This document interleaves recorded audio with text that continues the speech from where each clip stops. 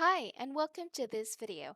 In this video, I'll show you how to use WhatsApp on PC or laptop. Even before you can use WhatsApp on your computer, you have to make sure it's linked or logged in first, and then from there you can start using WhatsApp.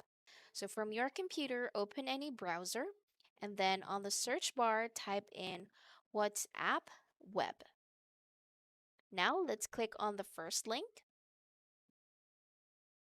Now from here, all you have to do is follow these instructions. But the main part is you'll have to scan this QR code from your phone where your WhatsApp is so that it will link to the computer.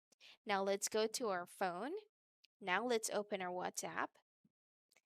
Click the three dots on your top right and then click on linked devices.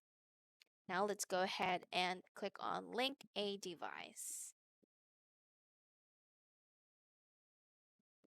All right.